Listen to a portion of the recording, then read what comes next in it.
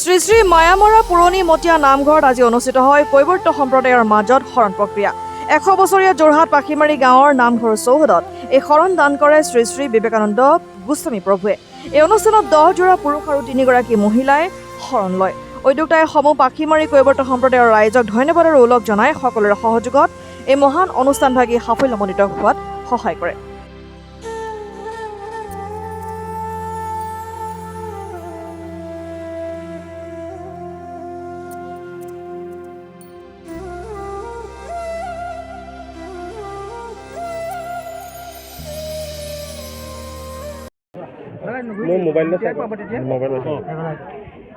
যিহেতু আমি হ'লোঁ কৈৱৰ্ত সম্প্ৰদায়, আগতে এই সন্ভাগী আমি উচ্চ সম্প্ৰদায়ৰ লোকৰ লগত আমি কৰি আহিছিলোঁ। যিহেতু সেই উচ্চ সম্প্ৰদায়ৰ লোকসকলে আমাক কিছু তুচ্ছ তাচ্ছিল্য আৰু ঘৃণা চক্ষুৰে চোৱাৰ বাবেই আমি আজি বহু চেষ্টা কৰি এই সন্ভাগী আমাৰ এই পুৰণি 100 বছৰীয়া পুৰণি বৰনামঘৰলৈ আমি স্থানান্তৰিত কৰিবলৈ সক্ষম হৈছোঁ।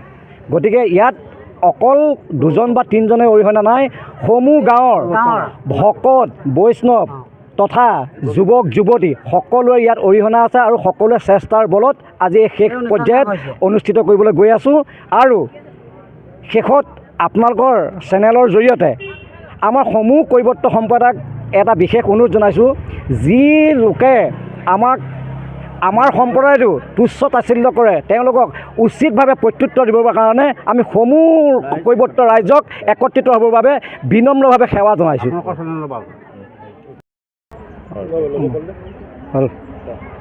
যিহেতু আমাৰ এখন পুৰণিমটীয়া পাখিমাৰী আমাৰ কৈৱৰ্ত গাঁও, এই শৰণভাগ আমাৰ মায়ামৰা পুৰণিমাটি আটাম সত্ৰত প্ৰায় দি থকা হয়।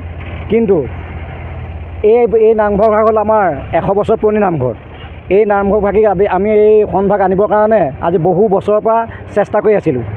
অৱশেষত এই কামফেৰা সমূহ ৰাইজৰ সৌজন্যত সকলোৰে আৰু যুৱক সংঘৰ সৌজন্যত আজি অনুষ্ঠিত কৰিবলৈ আমি সক্ষম হৈছোঁ। সকলোৱে দিহা পৰামৰ্শ আৰ্থিকভাৱে কায়িকভাৱে সকলো ফালৰ পৰা সকলো ৰাইজৰ সহায় সহযোগত এই কামকণ কৰি আজি শেষ পৰ্যায়ত উপনীত হ'বলৈ গৈ আছোঁ। গতিকে আপোনালোকৰ চেনেলৰ জৰিয়তে আমাক যিসকলে সহায় সহযোগ বা দিহা পৰামৰ্শ আগবঢ়ালে তেখেতসকল সদৌতিলৈকে আমাৰ তৰফৰ পৰা আন্তৰিক কৃতজ্ঞতা আৰু আন্তৰিক সেৱা অভিনন্দন জ্ঞাপন কৰিলোঁ। আজি আপোনাৰ এনে যোৰা হিচাপে আপোনাৰ 10 যোৰা আৰু 3 গৰাকী মহিলা আছে। প্ৰভু ঈশ্বৰ আমাৰেই শৰণদাতা গুৰু শ্ৰী শ্ৰী বিবেকানন্দ গোস্বামী,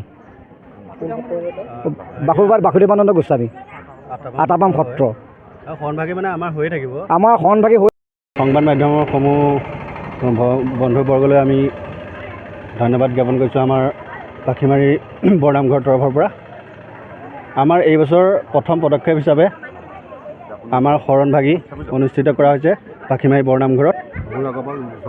অৱশ্যে বহু আগৰ পৰা আমি যুঁজি থকা হৈছিলে, কিন্তু এই বছৰ আমি সফল হৈছোঁ আৰু সমূহ গাঁৱৰ ভক্তবৃন্দ একেলগে হৈ যুৱক যুৱতী সকলোৱে আমি শৰণভাগী এইবাৰ প্ৰথম পদক্ষেপ হিচাপে আমি আৰম্ভ কৰিছোঁ।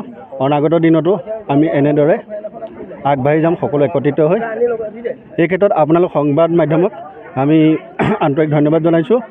আপোনালোকে আমাক সহায় সহযোগিতা কৰাৰ বাবে আগলৈও আপোনালোকৰ সহায় সহযোগিতা পাম বুলি আমি আশা ৰাখিছোঁ।